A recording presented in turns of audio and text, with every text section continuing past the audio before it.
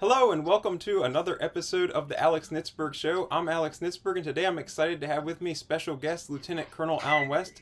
He is, and I'm going to go through this. This is quite an extensive bio here. He's a retired well, it is. It's pretty. And I've seen you do some bios on your show, and they're usually pretty long. You got one too. So he's a retired Army veteran. He's the executive director of the American Constitutional Rights Union, columnist, author of some books, former U.S. Congressman from Florida, former chair of the Republican Party of Texas. He ran in he ran in the primary in 2022 against Governor Greg Abbott in Texas. Unfortunately, he lost that primary, and I want to talk to him a little bit about that. Also, he is the host of the Steadfast and Loyal podcast, which I would recommend that you watch and subscribe to if you have not already done so. So, thank you, Colonel West. I appreciate you coming on. Thanks, Alex. It's good to be back with you. It's been quite some time. Yeah, I interviewed you. I think you were like the first famous person I ever got to interview in my whole career. Well, I don't know about famous. Well, you might not consider yourself famous, but everybody in the conservative movement, respects you, knows who you are pretty much. So if they don't respect you, then they're probably not that conservative, right? So, but anyway, so yeah, so you were the first person when I was an intern at Accuracy and Media, and Roger Aronoff, and he kind of connected me with you, and I really appreciated that. So. That was all good, and I know Roger's continued to do some pretty good stuff with the Citizens Commission on National Security. Yeah, and hey, now that you've mentioned that, we can send this to him, and maybe he'll want to put this interview up. So I bet he would. You're on the what do you call it? Like the list of people part of that, right? You're still part of that. Yeah. I still contribute. Yeah. So anyway, I do appreciate, you've always been really nice to me, and I do appreciate that. So, thanks. All right, so my first thing I was going to talk about here, and I was talking about conservatism and stuff, and I told you I want to talk about RINOs. For anybody who doesn't know, a RINO basically means Republican in name only. Basically refers to a Republican who is not really conservative. They're Republican in name, but then when they're actually voting on stuff and promoting policies, they're promoting liberal policies, so they're not really that conservative. So. And this can range from, we have Republicans promoting climate alarmism. We have Republicans promoting the LGBT agenda, embracing homosexuality and saying that's fine, or, whatever, gay marriage, or the transgender movement, or even we have Republicans support Roe versus Wade. They think that should be like the law of the land, and they like that. And lots of Republicans voting for these massive trillion-dollar omnibus packages. So basically, if you can come up with a liberal policy to some extent, maybe not to the extent as Democrats are supporting, but you can find Republicans that are to some extent on board with it. So you've been in Congress, you've been the chair of the Texas Republican Party. What do you think the deal is here? Is it the Republican electorate is just not as conservative as people like you and me? Is it like, is there a problem with like the money in politics? Like, for instance, when you ran for governor, you basically got, and I don't mean to be disrespectful, you got creamed by Greg Abbott. And I don't know if you consider him a RINO or not, but like he's not as conservative as you maybe, I would assume, and you can tell me what you think about him. But what the heck is going on? Like, people like us, grassroots people, really conservative, want people like you in office, but then we get RINOs a lot. So like, what the heck is going on, do you think, with that? Well, there are a lot of people that are concerned about the election results from that primary race. And, to this day, I've still found very few people to come up and say that they voted for Governor Abbott. So there's some questions about election integrity, even here in the state of Texas. But I think that what you're alluding to are people that are really what I call progressive Republicans that don't understand the right and true and proper relationship between the institution of government and the individual. The individual is sovereign over the institution of government. I give you a great case in point. We just finished our legislative session here in the state of Texas, and it only happens every other year. We couldn't get legislation passed to prevent China from buying land here in the state of Texas. We still have nothing as far as property tax reform. We don't even have school choice, educational freedom here in the state of Texas. So it's some of those very basic cornerstone things that people are saying, well, who are these people we continue to vote for? Because Republicans have been in control of the governor's mansion, the Senate, and the House for going on 25 years here, and we're still not making any progress. So, and on top of that, we have a Speaker of the House here that was putting Democrats in charge of some very important committees in the Texas State House. So I believe that what we see happening is that there are the elitists, if you want to put it that way, Republican members. There are those that, as you articulated, say that we should not get involved in a lot of these quote unquote social conservative or cultural issues when they're very important. As a matter of fact, you just had Chris Christie come out and say that it's fine if a parent wants to subject their child to a gender mutilation surgery. Let the parents do that. We don't think so. Because that is, you can't have a kid go out and get a tattoo under the age of 18. So why do we want to have them mutilate their bodies? So I think that there is a movement of, in the Republican Party that does not want to stand up, and the fiscal responsibility is another issue. Look at this recent Fiscal Responsibility Act, which was everything else but a fiscal responsibility piece of legislation. So we have some concerns in that Republicans and Democrats, some people say, tend to be the two sides of the same coin. We've got to get back to constitutional conservative governance that reestablishes the rule of law, regular order in our respective legislative bodies, and understanding the right relationships, not just between the institution of government and the individual, but also between the three branches of government. And I think that that's where we see a lot of problems. And you mentioned the state legislature in Texas. I was going to ask you about that because I think that a number of state legislatures in places you would consider super conservative states don't actually like pass. Like you would expect them to all behave like a super conservative legislature and just like Mhm. everything would be running through there. Every conservative dream that we all have for the country at the federal level should be going through the state legislatures, but that doesn't always happen, and probably not just Texas, but other places where there's solid red states that will probably always vote in the presidential election red. They don't always, like you were mentioning, some stuff they didn't pass. So how is the Texas state legislature? You know, you have a really good grasp on that because you lived there and because you Mhm. ran there and because you were the state GOP chair. You know, so is it conservative? Is it mildly conservative? Is it just like what most of the Mhm. Republicans? What are they? Are they which way do they lean? Do you think? I would say that they lean toward a progressive Republican position and stance. Look, there's no reason why millions of people should be coming across the border here in the state of Texas, but that was one of the main reasons why I stepped down from being the party chairman and ran against Greg Abbott, because you have the American Constitution on your side, you have the Texas state Constitution on your side.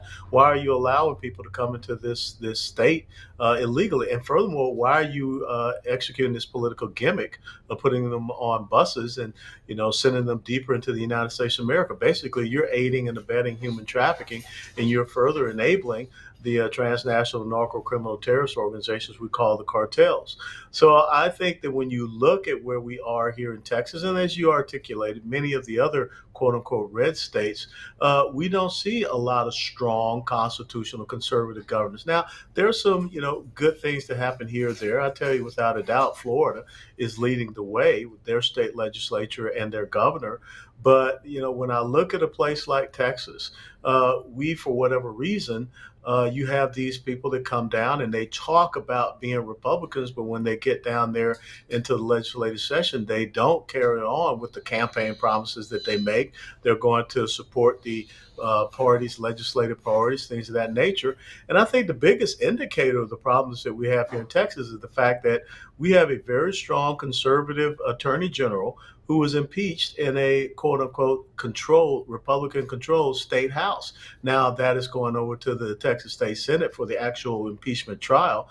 But the fact that secretly in a Republican controlled Texas State House, they brought forward articles of impeachment, unleashed them like 48 hours before the end of the legislative session. And actually, what you had were 61 Democrats voting to impeach a Republican attorney general in a Republican controlled Texas State House. 60 Republicans voted to impeach him, and only 23 Republicans voted to not to impeach Attorney General Ken Paxton. It's just a farce that what we saw happen. And so, how is it that Republicans would do that to a Republican Attorney General? That's one of the indicators that we see happening here in Texas. And you mentioned one of the things you had a problem with Abbott was the border stuff. People probably are aware that the border situation's a mess. There's like tons of people coming over. A lot of them, get caught or turn themselves in or whatever. I'm sure there's many people that don't. It's a Mhm. problem, obviously, because it's like a public safety, national security issue. Yes. With there's women. Well, first of all, besides before people even get here, people are getting hurt before they get here. Women get raped. Yeah. The drug gangs kind of, I assume, have operational control in the sense that you probably aren't going to be getting through there unless they let you, and you probably have to pay people to That's get through. correct. right? And I heard on your show when you interviewed that guy, I think he used to work at DHS. He said, didn't he say that a young man who came through like owed basically like money or something to the cartels, and he had to Hmm. probably yeah. So there's a lot of factors that go into why that's a problem. Besides the problem for Americans, it's a problem for a lot of people that are coming over too. So a couple questions on that. One, what would you have done if you had become governor that Abbott's Hmm. not doing? Like, what do you think should be done for the governor? But also at the federal level, what do you think the president, whoever, assuming maybe Trump or DeSantis is the next president, and you had the ability to advise them, what would you want them to do to try and kind of stem the flow and knock all this off, stop all this? You enforce the law. That's the only thing that we have to do. We don't need new laws. Enforce the laws that we have on the books and prevent the border from being wide open. It's not just about building a wall. It's about having all of the policies in place. One of the things you have to do is declare the cartels a terrorist organization. That's what they are. We're fighting an insurgency down there. They are very well armed, very well financed, and we need to go after their source of revenue and income. And when you start turning people around at the border, then all of a sudden you're undermining the cartels who are saying, pay us 15,000, 30,000, 2,000, 5,000, whatever, and we'll get you into the United States of America. Well, that's not going to happen. So you have to reassert your operational control of the border. Here in the state of Texas, what I would have done was create a border control zone. Highway 90, US Highway 90 runs parallel, pretty much so, along the border from west to east. And we would have just made that to the Rio Grande River a border control zone, and no person here illegally gets out of that border control zone. And we've got to put the right resources on the ground. We've got to allow the sheriffs to go out there and deputize more people, especially veterans, to go out there and be the boots on the ground. You can have a border wall, but you got to be able to put eyes on certain locations to make sure that you're tracking people and give folks the aerial resources, the reconnaissance aircraft, and the drones necessary to track people. I think it's so important that we realize not every place that you can have that wall, but that's where you should put the boots on the ground and make sure that you're channeling people into areas that you can control. I think that you need to start looking at these non-governmental organizations, the NGOs, who are basically using taxpayer-funded monies to become travel agencies for a lot of these illegal immigrants. You take away their 501c3 operating status, that's a privilege they have to apply for here in like the state of Texas, because again, that's one of the avenues that people use. Because what's happening when folks talk about apprehensions, that does not mean a deportation.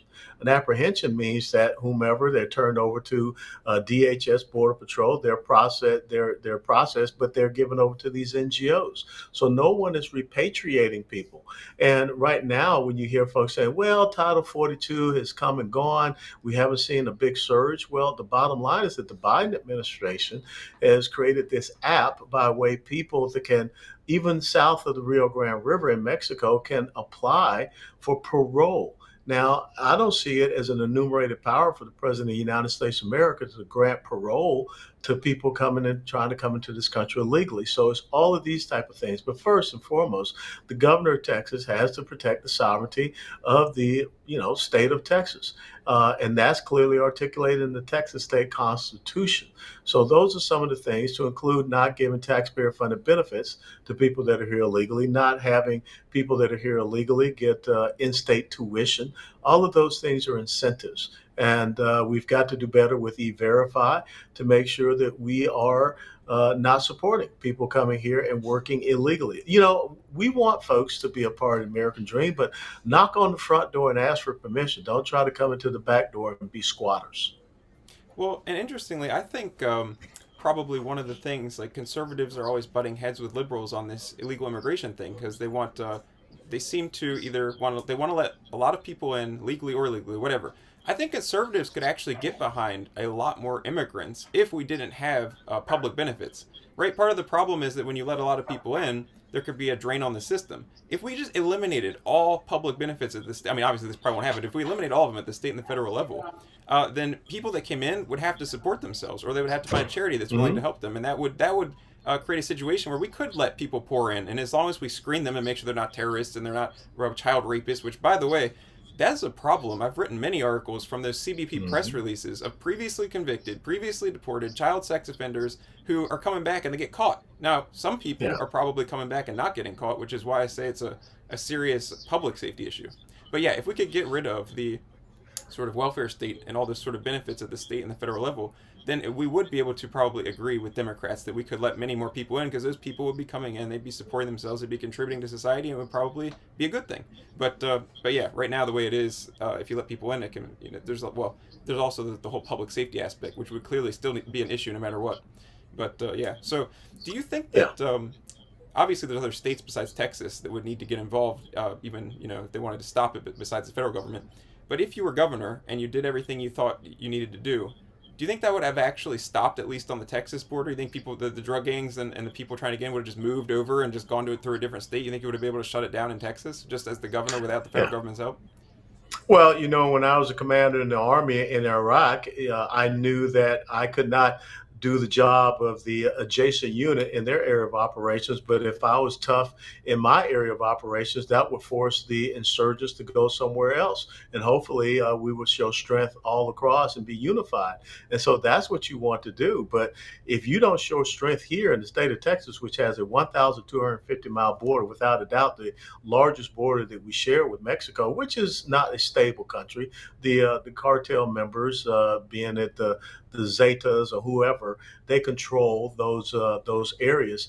I think you do force them to go somewhere else. But in showing strength here in the state of Texas, maybe you encourage the governor of New Mexico, and I don't know if it's possible, but the governor of California, to find his cojones and push back as well. But then again, if they're allowing the illegals to come in, then it's up to the populations being in New Mexico and California to say, hey, look, we don't want that. Look at what they're doing in Texas. And look at how their crime has been reduced. Look at how the human and sex trafficking has been reduced. That's what you want to be an example for. And hopefully other governors will step up. But the most important thing, if I'm the governor of the state of Texas, I'm supposed to be protecting the state, the people of the state of Texas, and abiding by the rule of law, the Texas State Constitution, which says in Article 4, Section 7, that the governor, as commander of the Texas Military Department, is supposed to repel invasions, not put them on buses and send them deeper into the United States. I don't know if you know anything about this, but when I mentioned that episode of your show where you were interviewing that guy, and he said something about like the lime and avocado trade that the drug gangs were involved in that.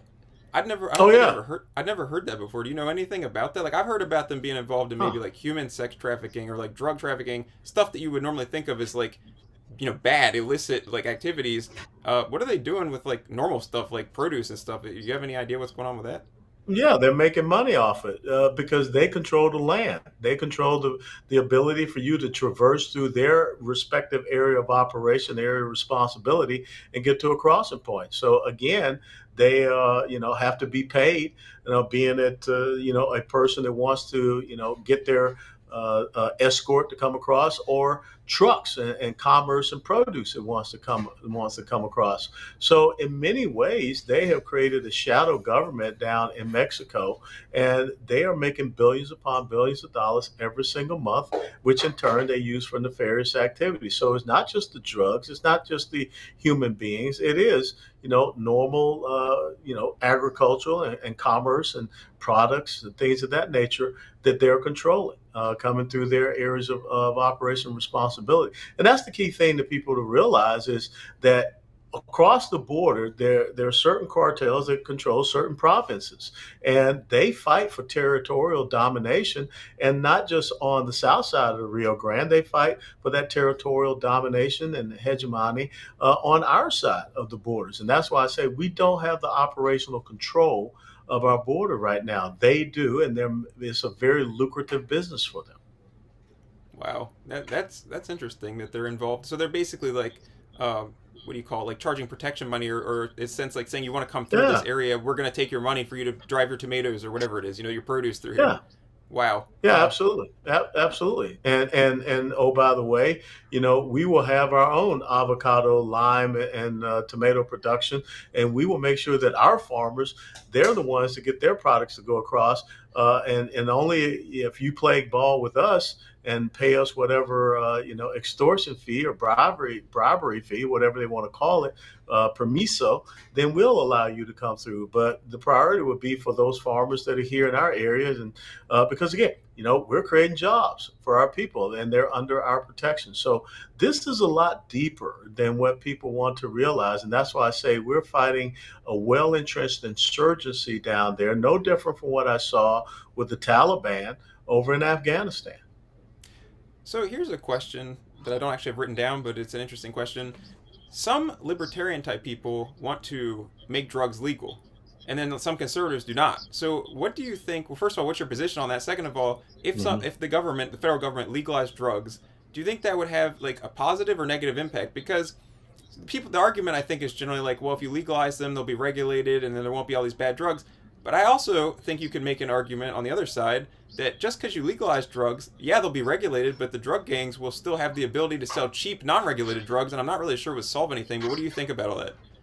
No, well, first and foremost, I'm not the guy to ask, about legalization of drugs. I never smoked, never drank my entire life, and of course, I've never Me either, taken actually. drugs. Yeah, Me and either. so I'm not a fan of that. And I think another thing that people need to understand is that when you are out there and you are taking drugs, unless you're Hunter Biden, on your 4473 form, you're asked a question about drug use, even marijuana use, and that denies you your Second Amendment, right to be able to possess a firearm. You will be denied on a 4473 form, like I said, unless you're Hunter Biden. You saw what happened with him, but also for the United States military. If you are abusing drugs, you cannot join the United States military. So it affects you individually with your Second Amendment rights, and it affects our national security.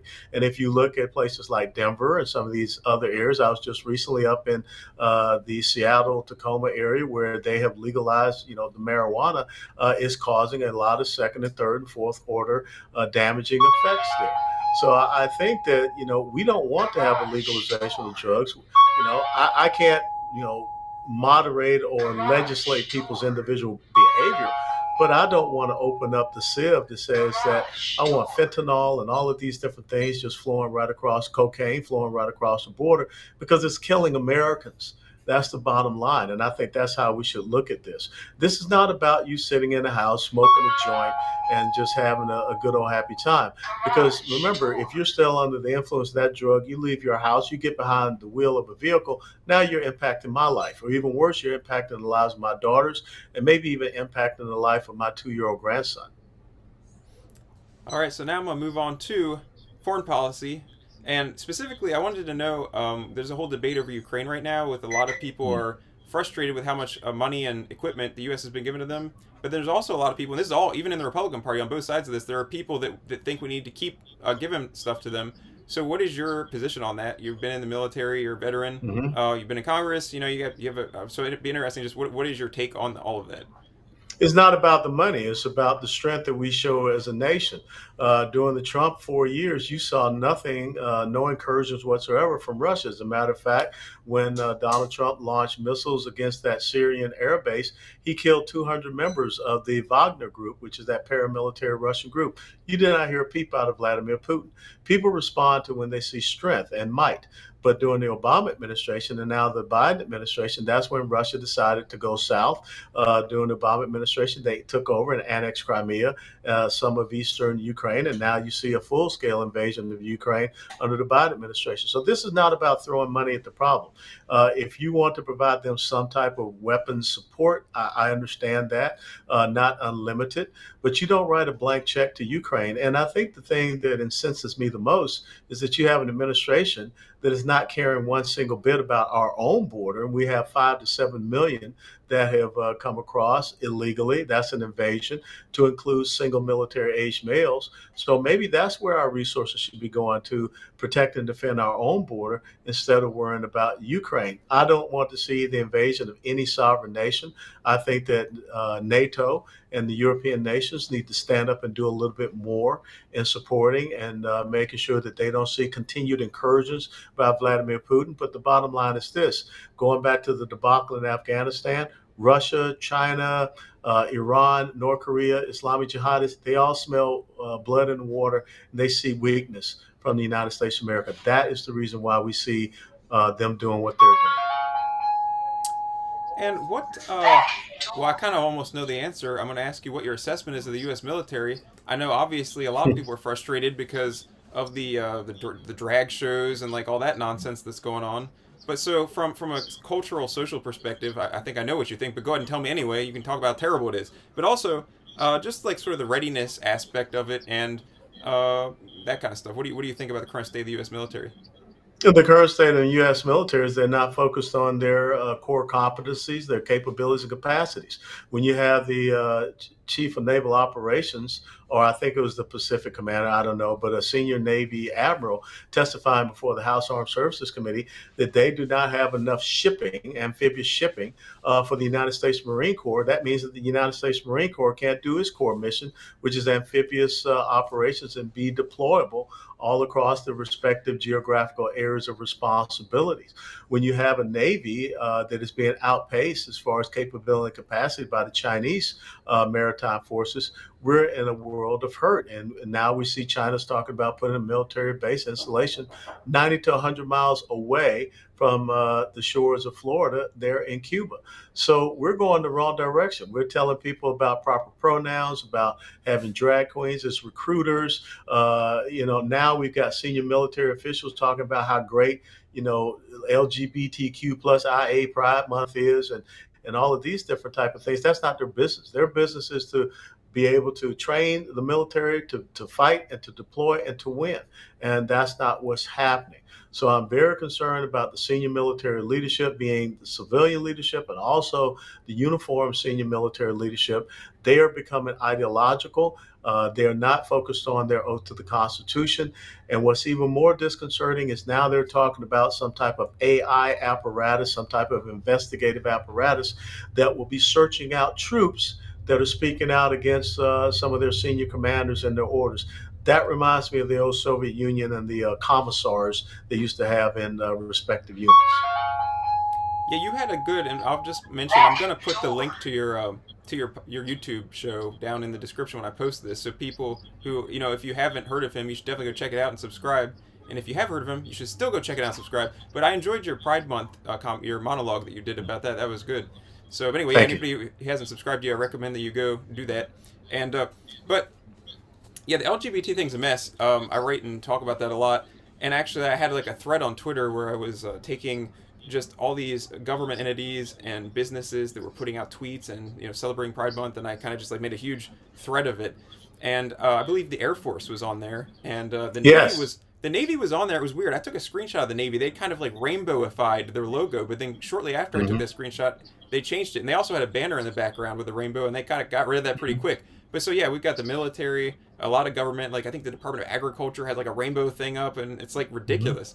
The Biden administration, every single year he's been in office, he has issued a Pride Month proclamation every year so far. So he'll probably do it next year too. And it's absurd. And I have written down here also a question, sort of along these lines, but sort of a transition. The Human Rights Campaign, which is really just a pro-LGBT Yeah. advocacy group with a they name themselves that. Oh, who disagrees with the human rights? But no, it's a pro-LGBT advocacy group, and so Yes. you probably noticed that the people that are promoting the LGBT agenda are trying to say that it's like similar to or comparable to skin color. So they're taking an immutable characteristic that you're born with, skin Mm-hmm. color, and then they're saying, oh, this is the same as this deviant lifestyle that we're promoting over here. And so the Human Rights Campaign has this tweet that says, to honor Juneteenth is to recognize the intersectionality between LGBTQ plus equality and racial justice. True black liberation continues to be challenged today by systemic racism and oppression. Our fight for equality is synonymous with the fight for black freedom. So I just thought I would let you respond to that absurdity right there. Well, first and foremost, it's offensive and it's disgusting because when I walk into a room, there are two things that you notice immediately about me. I'm a male, a man, and I'm also black, African American. I don't like African American because I've never been to Africa. I'm from Georgia, I but don't I'm like black that either. American. I don't like it either. Yeah, I'm a black American, and anything else that behavior, sexuality is behavior, and so the struggle that we had. Look, my father served in a segregated army as a corporal in World War II. I have never heard of gay people being in a segregated military. As a matter of fact, as you just articulated, people are jumping through all types of hoops to try to accommodate what is less than 1%, in the United States military, and less than I think 0.5% when you talk about this gender dysphoria thing. And if you want to talk about Juneteenth is really about Republicans should be celebrating how they freed the Democrat slaves, because that's what ended up occurring. The Republican Party was established in 1854 for one single purpose, one issue, to end slavery. And it did, with the first Republican president, Abraham Lincoln. The Emancipation Proclamation, which he did in January of 1863, freed the slaves down in the South. What Juneteenth represents is June 19th of 1865, when the slaves here in the state of Texas, oh, by the way, it was a Union general with black troops in Union uniforms, landed there in Galveston and told them that they were free.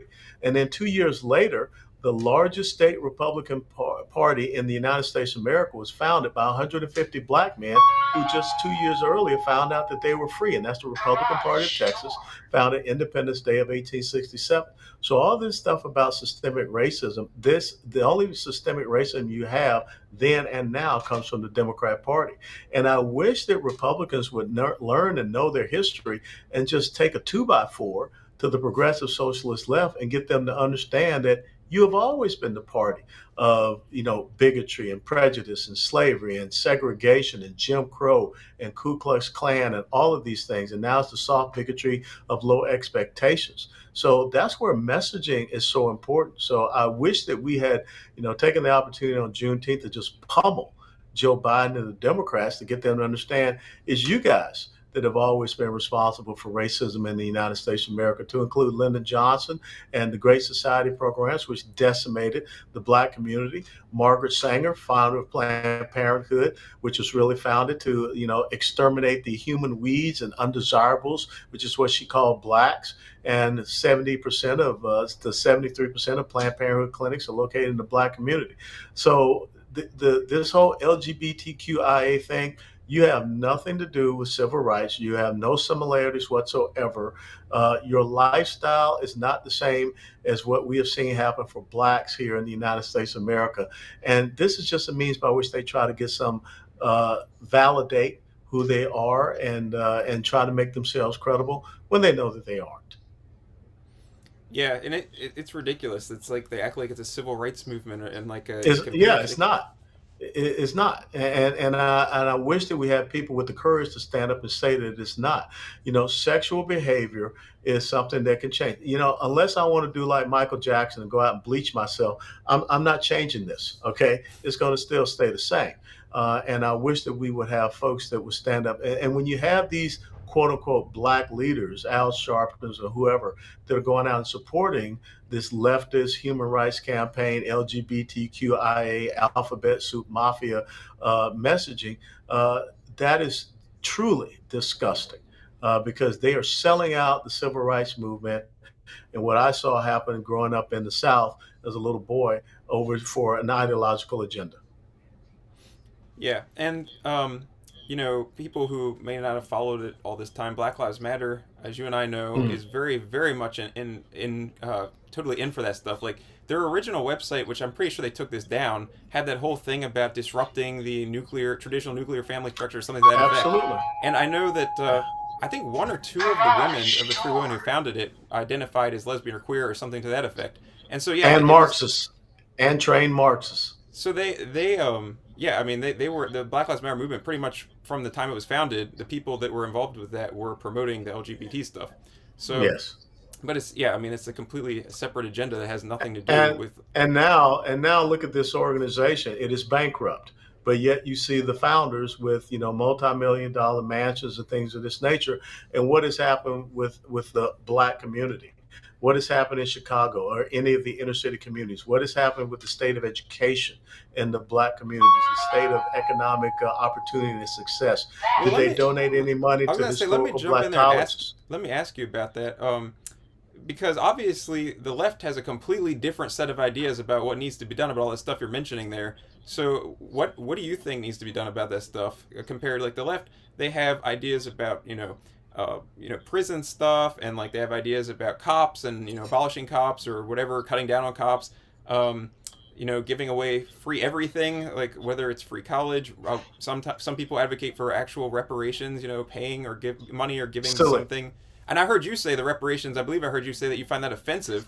So could you It just talk is. about some of that? What do you think should be done, and what is your problem with all these policies that people are advocating? Well, the bottom line, let's just look at it this way. In the state of North Carolina, where you have a Republican state House and state Senate, they passed school choice, educational freedom, so that parents can make the decision about the best educational opportunity for their kids. And what did the Democrat governor, Roy Cooper of North Carolina, do? He declared a state of emergency. So, in other words, what Roy Cooper is saying as a Democrat is that giving parents the ability to decide the best possible educational path and opportunity for their kids is a state of emergency to the Democrats. And we know what Terry McAuliffe said. He said parents do not have a right in deciding what their children are being taught. So, in other words, we have the Democrat Party, and this is their history. Once upon a time, they stood outside the doors of education to prevent black children from getting in. Now they stand inside the doors of education to prevent black kids from getting out. That's the bottom line.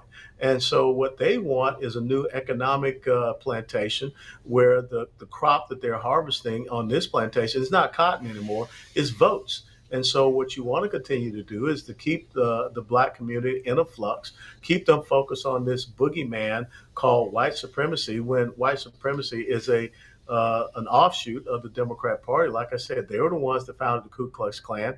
Last time I checked, I don't remember a Republican senator ever being the grand wizard of the Ku Klux Klan like Robert Byrd was. And of course, Joe Biden eulogized Robert Byrd. So again, we need to bring these things out, understand our history, and start talking about these issues and putting the progressive socialist left, the Democrat Party, on their heels. Because what they are doing is, destroying the inner city communities. No one is that. Where's Barack Obama talking about what happened in Chicago? As a matter of fact, I think that just southwest of Chicago, you had one person that was killed and 22 that was wounded in a shooting. Where? On Juneteenth.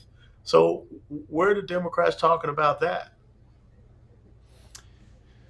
Yeah, the problem with inner city or just violence and stuff like that, it seems like it just goes on and no one ever solves it. Trump, when he was in, he talked They don't about some want to stuff. solve it.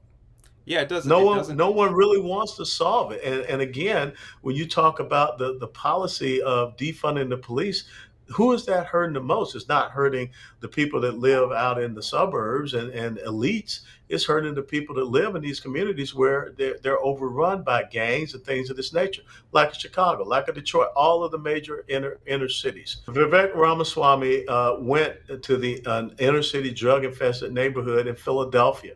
And that's exactly what we need to do. We need to have that type of engagement. We need to be able to show the clear delineation between our policies and the failing progressive socialist leftist policies where they don't care. They don't care about the drug epidemic. They don't care about the gang violence. They don't care about the fact that since the summer of love of 2020, when the left was talking about, defunding the police and everything, there have been over 330 black and brown children that have been gunned down because of gang violence. Those lives obviously didn't matter to Black Lives Matter. And all of these, Kamala Harris or Cory Booker, pick and choose whomever you want. So we have got to start articulating that and bringing that out to the forefront. And I also, this is a completely separate subject, but when you were running for governor, you put out a press release that was like related to Bitcoin, blockchain, and cryptocurrency and stuff like that. I'm a Bitcoiner. I'm like a fan of Bitcoin, and I was just wondering, like, is that something that interests you? Are you into that at all? Invested in it? Like, what do you think, or if you think anything? No, You put out that press release. So what are your thoughts on all that stuff? well, look, I mean, I think that it is so important that people look at different types of means by which we can diversify their revenue streams. And that Bitcoin and cryptocurrency is a big threat to the federal government because now they're talking about a central banking digitized currency because they don't want people to be out there and to have this free market exchange of a type of currency that they cannot control.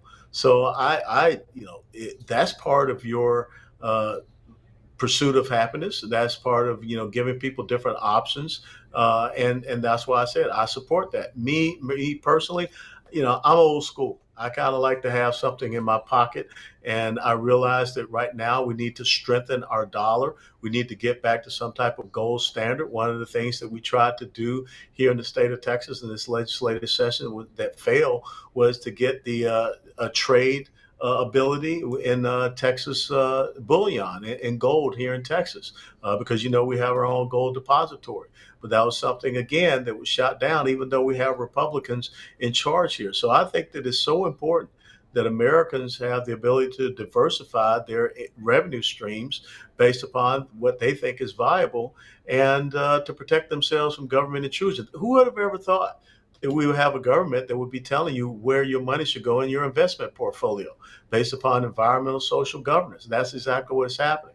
So that's why I support people and support the policies that enable us to have that Bitcoin currency out there, cryptocurrency. All right, and a couple of things before I let you go. Number one, have any of the Republican presidential candidates reached out to you at all to talk to you about possibly working for them or taking your advice about anything or anything like that? Oh no, no, That is lame. That is lame. Somebody needs to hire well, you. Trump or somebody needs to hire you. Whoever the next guy, the next candidate is, should definitely hire you to do something. All right. So here's another question: if somebody were going to hire you to be part of an administration, what sort of jobs would you be interested in?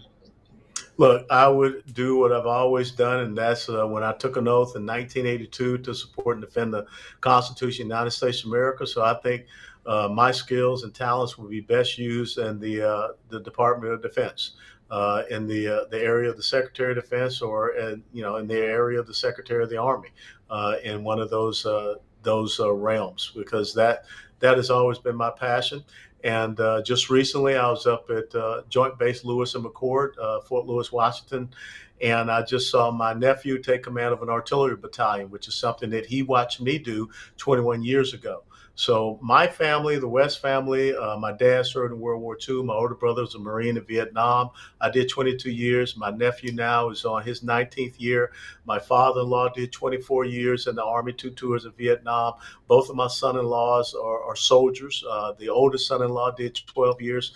My current youngest son-in-law is working toward his commission right now. So if there's anything that I could do, it would be continue to serve the men and women in uniform. All right. So you got everybody out there heard it. So that's the job that he needs to have, whoever the candidate is. All right. So my last question then is: do you Yeah. have any interest in ever running yourself for anything in the future? Whether federal or state level stuff, just anything. Do you think you Yeah. ever will, or you have any interest in it? The thing is that I'm a willing and obedient servant to God and country, and also to my home state now here in the state of Texas. And I don't know, you don't have to have some type of official title or elected position to be a servant to your country. And I think that the most important thing I can be is to continue to be a good, strong Christian, constitutional conservative, and a patriot. Yeah. Well, I always say, all the problems we talk about, all of them would be solved if more people would get saved, become Christians, recognize that Jesus Christ paid for their sins, and go from there. Because if people got saved, we wouldn't have to fight with them about the LGBT agenda. We wouldn't have to fight with them about promoting, whatever crazy stuff that we're fighting about it. Because it all kind of comes down to a worldview issue. And once you become a Christian and you recognize that Jesus Christ paid for your sins and you trust in that, then your worldview changes, and then that's the root Mhm. problem, is the worldview issue and the sin problem. A lot of stuff we talk about is really a sin problem, and when you're in political spheres, you don't really talk about sin necessarily, but that's what it comes down to. And yeah, so if people get saved, then they'll change their worldview about politics probably and stuff like Yeah, that too. I thoroughly agree with you that a biblical worldview based upon the Judeo Christian faith heritage will solve a lot of things. These transgressions that we see, these ideological agendas that we see that are contrary to our founding principles and values. And remember what it says in Isaiah 5:20: woe be to those who are called good, evil, evil, good, light, exchange light for darkness, and darkness for light, and sweet for bitter, and bitter for sweet. And that's where we are. We're in what I call a bizarro world where everything is upside down. So we need to get back to the world that we understand. And that's based upon that biblical worldview. And also what it says in Romans 12:2, that we as Christians are not supposed to conform to the world, but we're supposed to transform it through the renewing of our own minds. And so first and foremost, it starts with each and every one of us.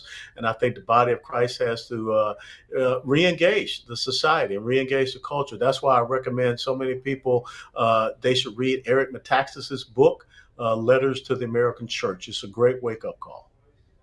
Well, I appreciate you, Colonel West. Thank you for coming on this show. And let me reiterate to everybody out there, I'm going to put the link to his Steadfast and Loyal podcast down in the description. So go check it out and subscribe to him if you haven't already done that. And anywhere else you want people to go find you, subscribe to you, or anything like that, let me know. And you say it now, and I'll Sure. put it down in the description if you want to. The American Constitutional Rights Union, where I'm the executive director, is theacru.org. We're standing up and fighting for your constitutional rights. All right, so I'll put that link down there as well. So thank you very much, Colonel West, and thank you all for watching this episode of the Alex Nitzberg Show. And also, please subscribe to me and to Colonel West on Twitter. I'm trying to build that up. I'm not going very well, but I think that's a good free speech platform right now. It looks like it's got a good future. So subscribe to Colonel West. I know he's on there. I'm already following him. Mhm. And follow me on Twitter as well.